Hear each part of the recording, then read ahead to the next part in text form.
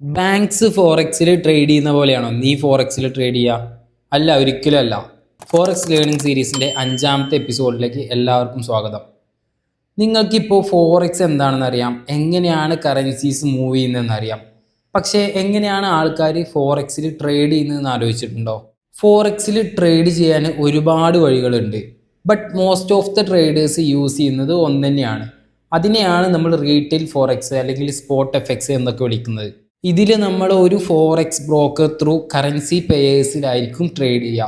ഇവിടെ നമ്മൾ ഒരിക്കലും ഫിസിക്കലി മണി വാങ്ങുന്നില്ല. പ്രൈസ് മൂവ്മെൻറ്റ്സിനെ ബേസ് ചെയ്തിട്ടുള്ള കോൺട്രാക്റ്റിലായിരിക്കും നമ്മൾ ട്രേഡ് ചെയ്യുക. അതുകൊണ്ട് തന്നെ കറൻസി സ്വന്തമാക്കാതെ തന്നെ നമുക്ക് അതിൽ ബൈയും സെല്ലും ചെയ്യാൻ പറ്റും. കൂടാതെ നമുക്ക് ലിവറേജ് യൂസ് ചെയ്യാൻ പറ്റും. സോ ചെറിയ ക്യാപിറ്റൽ കൊണ്ട് നമുക്ക് ലാർജ് പൊസിഷൻസ് എടുക്കാൻ പറ്റും. ട്രേഡ്സ് എല്ലാം റോൾ ഓവർ ചെയ്യുന്നത് കൊണ്ട് തന്നെ കറൻസീസിൻ്റെ ഡെലിവറി നമ്മൾ എടുക്കേണ്ടതില്ല. കൂടുതൽ ഡീറ്റെയിൽസ് ഞാൻ ക്യാപ്ഷനിൽ കൊടുത്തിട്ടുണ്ട്. സോ ഫോറക്സ് എന്നാൽ പ്രൈസ് മൂവ്മെൻറ്റ്സിൽ നടക്കുന്ന സ്പെക്കുലേഷൻസ് ആണ്, അല്ലാണ്ട് സ്യൂട്ട് കേസിൽ ക്യാഷ് കൊണ്ടുപോലല്ല.